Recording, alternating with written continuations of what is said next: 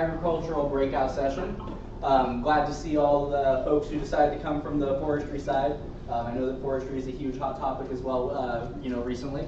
And so I would like to take this time to introduce Lindsay, Gucker, and Rachel Kulchin, who will be doing this presentation. They fully intended to be here in person, but they are on the eastern side of the Sierra Nevada mountains, and even though this is a warmer storm, they still shut down the pass. So we're super grateful for them to be joining us virtually. And then Lindsay and Rachel, can you hear me well? Yes, there's a bit of an echo, but I think once we're speaking, it will go away. Perfect, awesome. And so I'm going to kind of be the liaison, and I'm also going to try to keep us on time for time. This is planned to go till 10:35, so at about 10:25-ish. I'm gonna, if you're still presenting, I'm going to have you guys stop presenting so that way anyone in the room or anyone in the virtual land can ask questions. And I will keep us muted while you guys are presenting so that way there is not that echo or any feed for you. So without further ado, I will turn it over to you. Thank you.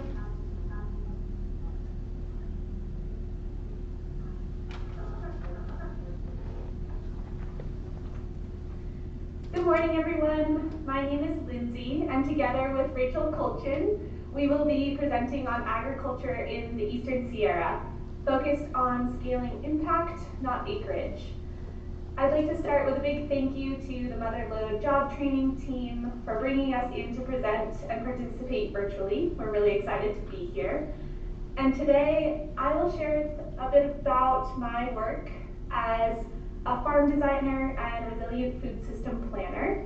I am a project manager at Farmer D Consulting, a nationally recognized firm that designs farms and farm-based communities across the country. I'm also the founder of Plana Planning and Design, a regionally rooted planning studio serving farms and communities here in the Eastern Sierra. I will be sharing some practices and principles learned from a diverse array of projects and a systems design framework for practical application here in the Eastern Sierra. So my design approach addresses projects through holistic design. I look at the land, the people, and the project's purpose as one living system, with the goal of creating farms that are ecologically regenerative, economically viable, and socially connected. I use resilient land planning to ensure that farms remain productive and adaptive over time. Resilient land planning makes use of the following principles. Beginning with diversity, this principle guides resilience through diverse production systems that make up a diverse agroecology. So in that system, we build in diverse revenue streams that can weather fluctuations in the market, and these are all supported by diverse human perspectives and participation. So stewardship follows that. This is really the foundation for long-lasting farms. Learning from those who have tended the land for generations, we can steward the land such that it ensures farms can adapt to change over time. And farms that are connected to their surroundings are key, from participating in the local economy to creating connections between a community and where their food comes from. Through these connections, the farms are functionally suited to the landscape and grounded in systems that the land can sustain. So I'll share some lessons learned from designing farms at all scales, from coast to coast. So I work on a variety of projects, everything from small-scale homesteads up to many thousand-acre ranches, and I work with a diverse array of people with different goals. So really where we start is always with a clear vision. So this will be the North Star to guide future decisions and drive the impact of the farm. So whether the vision is to create a lasting family legacy project, an educational farm, or even an agri-hood community, the vision must be clear from the start. Working with natural systems means that listening and observation come first in the design process. Through this, we build a deep understanding of the place, and from there we can design what is to come. So we're observing water patterns, soil, wind, microclimates, and how the people already use the land. And I've had the privilege of designing a variety of different agroecosystems, from tropical Puerto Rico to high elevation Utah to subtropical southeast up to the Midwest, and arid California receiving under 6 inches of rain a year to the northeast, and with a short growing season and harsh winters. So in each of these settings, there is a different design approach that's possible, and the lesson is the same every time. There is no one-size-fits-all template. The land tells us what's possible, and our job is to respond thoughtfully. So importantly, economic diversity is really key to resilience.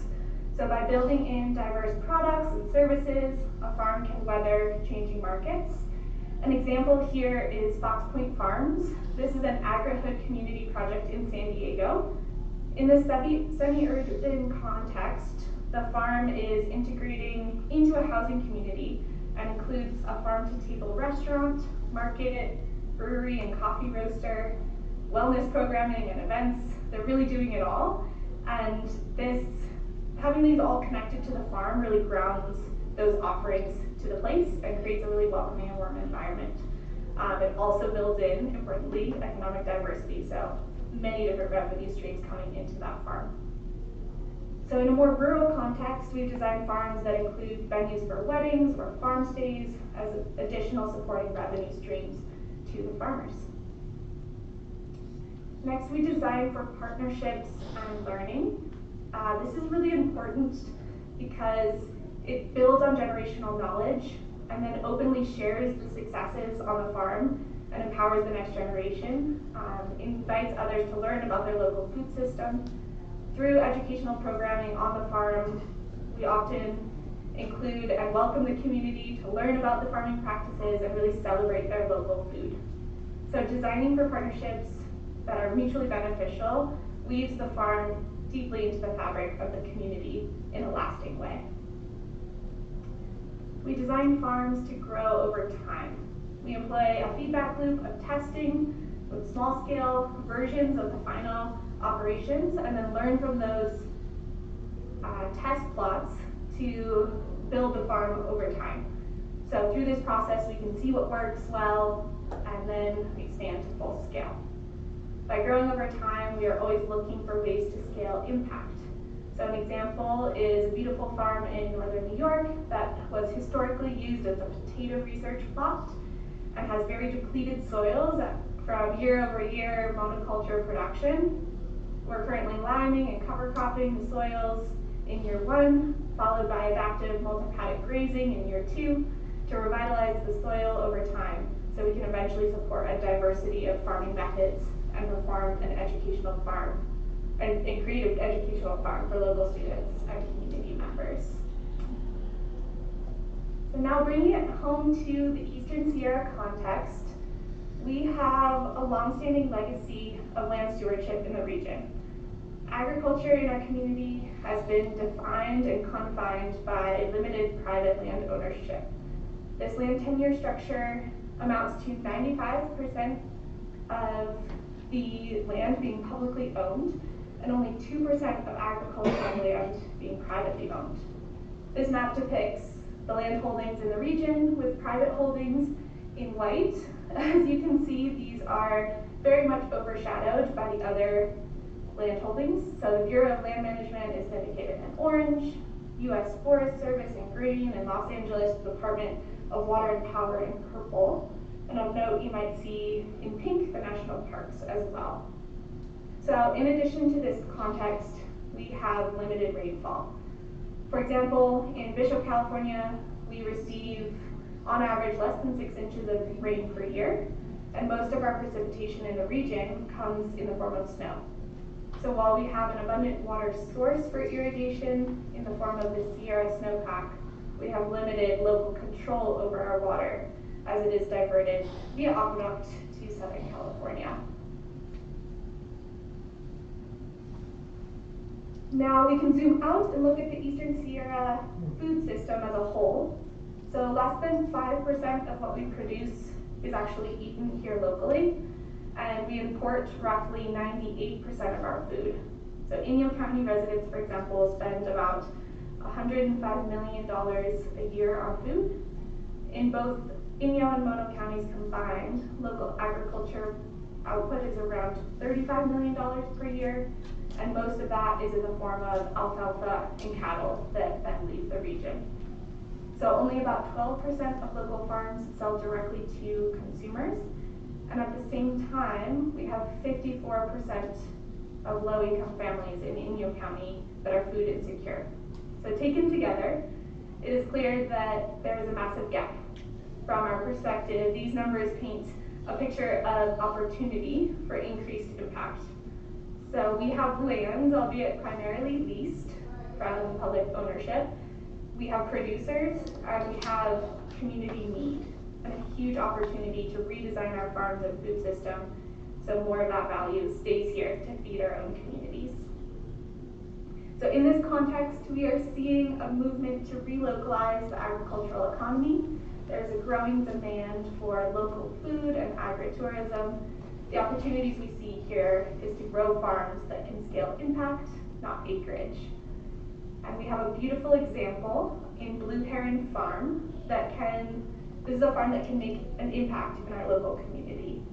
I have been fortunate enough to work with Rachel of Blue Heron Farm to support her vision of a high impact farm on small scale acreage. This is an early phase map that we have developed of the farm with all of its diversity and abundance, and we are excited to share that vision with you. And I'll pass it over to Rachel to share her vision. Hey everyone, gosh, it's Lindsay. I'm so stoked to be here. I'm Rachel Kulchin, farmer at Blue Heron Farm, and yeah, we're going to dive into some of the, for us, on-ground proof of what Lindsay was talking about. It definitely applies here. Farming in the Eastern Sierra, I guess my goal and mission is to prove that it is not only vital, when Lindsay talked about all the numbers going on, but it is also viable. And that's really, close to my heart, being a farm owner, but also if we're ever going to encourage the next generation to step into farming, we have to prove that there is space to make that viable. A little bit of history. This is our first season with Blue Heron Farm. Absolutely incredible. And closing out on the first season, it's pretty, it's been just such an incredible journey. But it actually started, I have a degree in agroecology from UC Santa Cruz. In my 20s, I went around and traveled quite a bit and was working remotely actually as a graphics designer, and then ended up landing about 10 years ago in Bishop, California, which is my favorite place on the planet. But what really got me back into agriculture is during COVID, kind of in that spring, like before we really knew what was going on. I was sitting on my back porch and I was going, what the heck can I do? And I knew that I could grow food. So we were renting this small little house in the Bishop area. I ripped up a little bit of the backyard and I went ahead and planted a garden. And from that garden, the first year, we fed 6 families. And it became what I called my underground black market CSA off of my living room floor. And it was a pretty incredible time to have that connection with these 6 families. And at the end of the season, my neighbor looked over the fence and was just like, oh my gosh, Rach, your garden is beautiful. I have this small little plot on mine. Do you want to come use it? And then fast forward 4 years, I had 8 plots around town. I had 25 families, a wait list so long I couldn't keep track of it. And then this year, the next chapter happened, which means that we took over the largest human food producing farm in the region at 10 acres. So when we talk about scaling impact, not acreage, This is exactly what we're getting to at the heart of it. So how much impact can we make with this 10 acres? I'm pretty excited about the possibility. To me, small scale does not mean marginal. It means smart, nimble, and connected. And that's really important because we are always adapting. And kind of some of the philosophies, for me, I believe that the best technology in agriculture is biology. And so we farm with nature, not against it. And these are some of the principles that I think these are like maybe the top 7 principles that we follow at the farm. First, we want to minimize as much soil disturbance as we can. For us, I believe that farming, I farm soil and plants are just a byproduct. So really everything for me is about soil. Keeping the disturbance down, also keeping soil covered, cover crop, mulches, leaf litter, living roots, all of those things are really important to protecting our soils. Maximizing plant diversity. Diversity is definitely king in all areas of the farm. Crop rotations, polycultures, hedgerows. If you're picking a cover crop, how many species can you fit into that cover crop? That's always a question that I'm asking myself. The more complex the system, actually I feel like the more it balances itself out eventually. Being a little crazy in the beginning. Integrating animals is really, really important. I can't think of a natural system that just has plants. So animals are really important. Rotational grazing, they're a biological input for us, which is especially important because we're trying to reduce our synthetic inputs on the farm. So their manure is very, very important to us. Also compost teas, cover crops, beneficial insects all help us reduce our synthetic inputs. Of course, Lindsay mentioned there's only 6 inches of rainfall a year. So water stewardship is very, very important to us and working on building really efficient irrigation systems. And then the next one, which is really important, is community and culture. Land health and community health are inseparable. So our mission at the farm is to teach, to get people involved, to inspire curiosity, that's huge, and to create access to good food. But the question is, how do we scale small-scale farming? And for me, the answer is by multiplying farmers.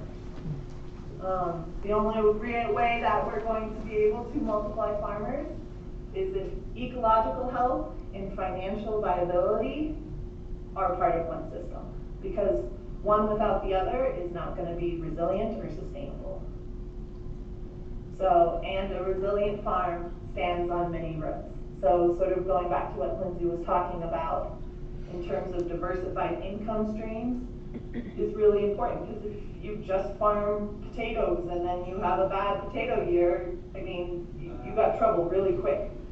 So for us, CSA, farm stand, wholesale, value-added products, agritourism and events, education, farmers markets, these are all roots to our farm and really important in resilience of the farm going forward.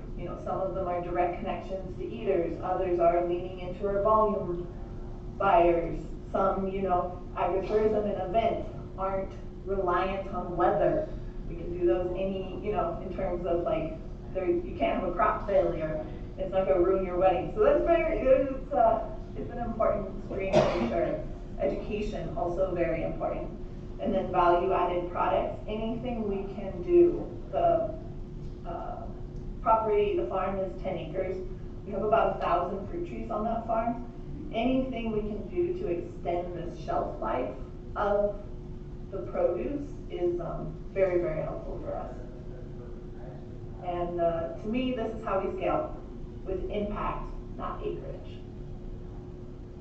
But to keep small farms viable, we need policy that supports small farms as infrastructure.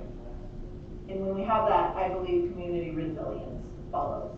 One of the things that even in the last few years, Lindsay talks about all of the food that is or all of the crops that are exported from here aren't consumed here.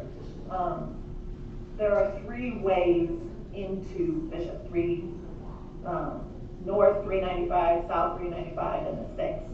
And within the last few years, I've seen them blocked off because of avalanches and mudslides, all of them at once blocked off twice, just in the last, gosh, I want to say 5 years. And when you think about bonds holds about 2 to 4 days worth of produce, that's definitely not a resilient community system for us if we don't have the ability to produce our own food here. Some of the things that small farms need are lower barriers to water efficient and renewable infrastructure. We need streamlined value-added regulations, and definitely we need flexible zoning codes. We need more access to farm education and apprenticeships for new farmers coming in. We need easier access to grants and capital, reduce barriers to building new infrastructure. Also, we need access to land, and we definitely need to de-risk innovation. And everyone here has a role.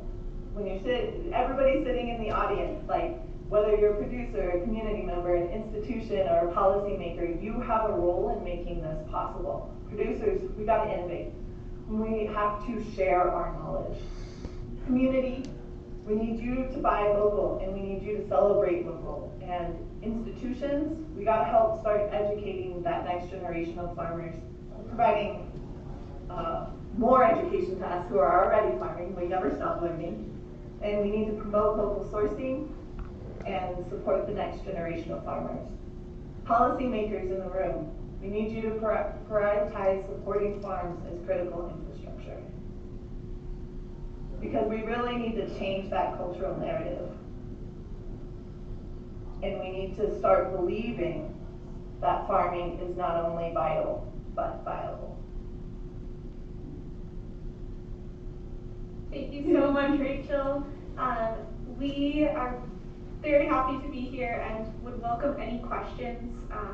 We've shared a little bit about our perspective here on the east side and would welcome any other perspectives in the room and would love to hear if you have any questions for us.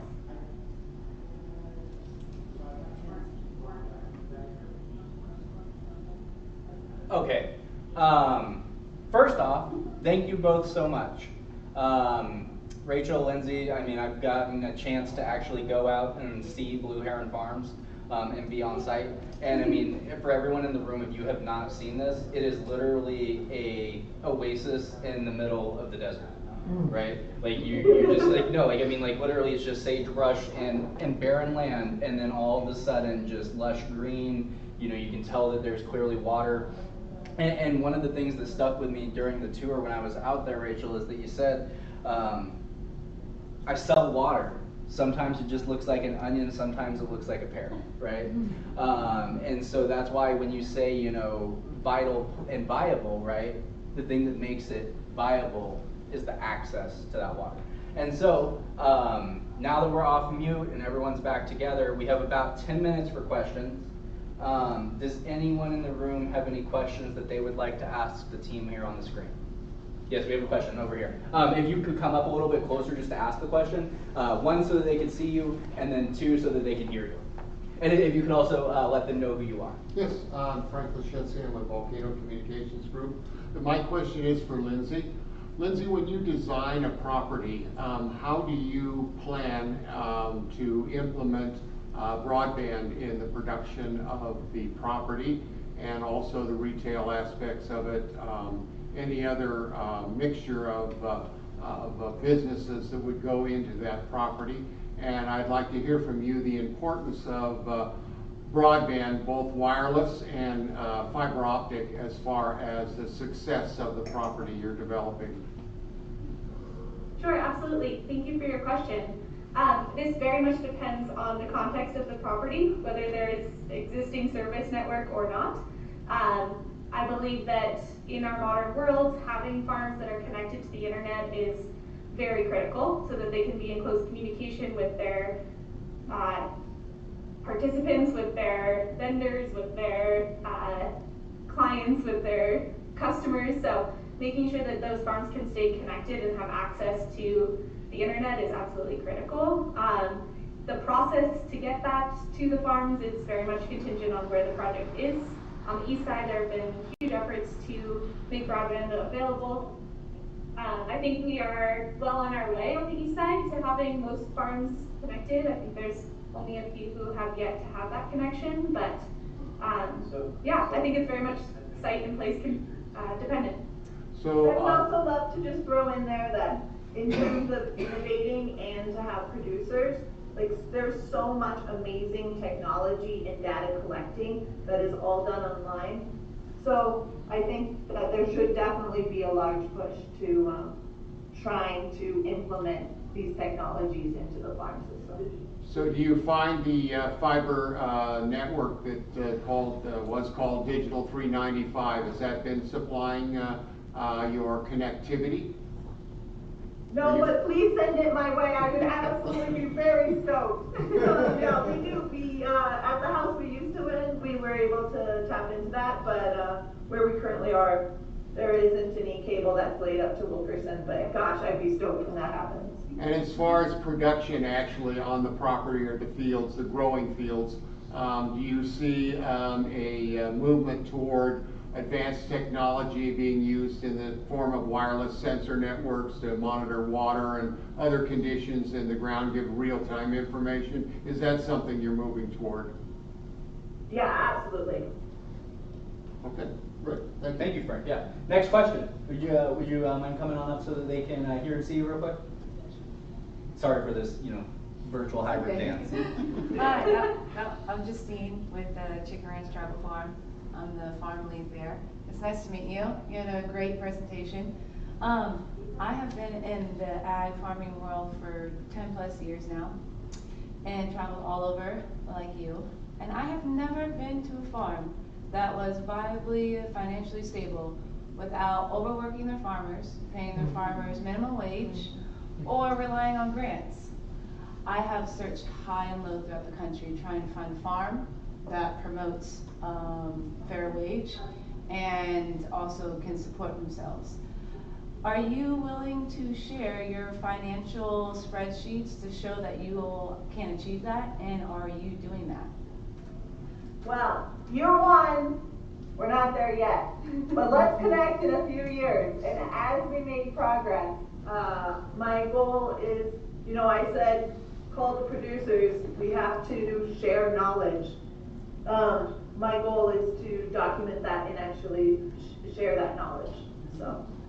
Yeah, I'm just trying to figure out how to recruit people into this field when sometimes you start off at below minimum wage, and how to get access for all for local food when local food is valued at way more than what they find in the produce store.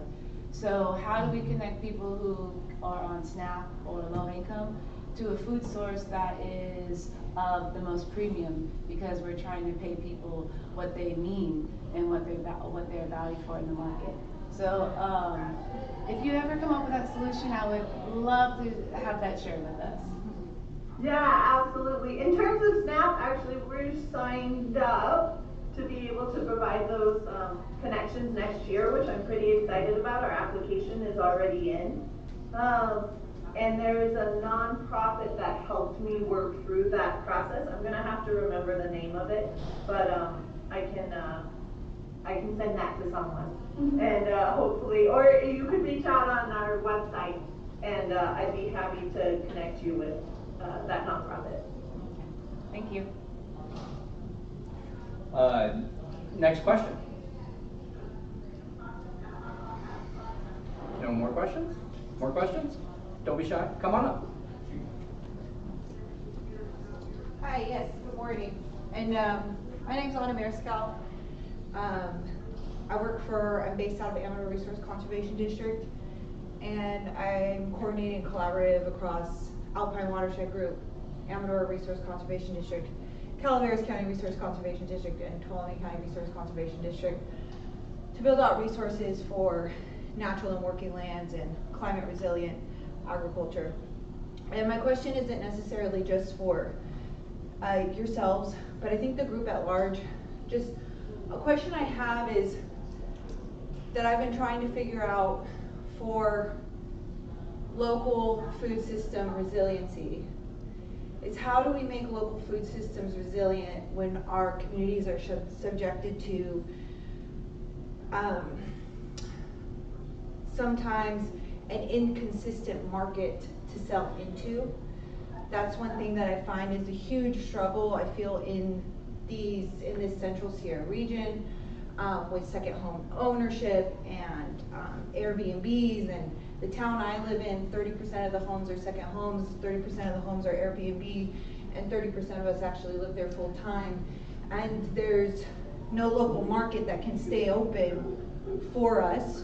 So, and our farmers markets only run for about 7-8 months out of the year. So and quite a few of the producers I work with actually take their products and go to the Sacramento Valley to sell them. And so my question is, and then, you know, and it's not so much that it's like, I'd love to hear how, Lindsay, you know, things like that you're taking into consideration into how you're designing your farm. And, you know, I'd love to hear, and I apologize, the lady with Blue Heron, Rachel, like kind of how, if that's something you're dealing with and how you're factoring that into that. And just like from this group, since we're all here collectively, like would love to hear some thoughts on like opportunities for collaboration and because scaling out resilient local food systems, climate resilient local food systems, you know, that market is so critical to actually stabilizing that work. And then my other question as well is, having been a producer myself and having worked on small diversified farms and interacting with other producers, is small diversified farms, you have to hold so much knowledge, and that's where I see people transitioning. And like Justine was saying about how, you know, is it like sustainable for the workers themselves? Is it sustainable for the farmer themselves to be doing that level of work and to be running all these diversified aspects to your operation? And that's where I see people actually moving towards away from diversified, because they can have more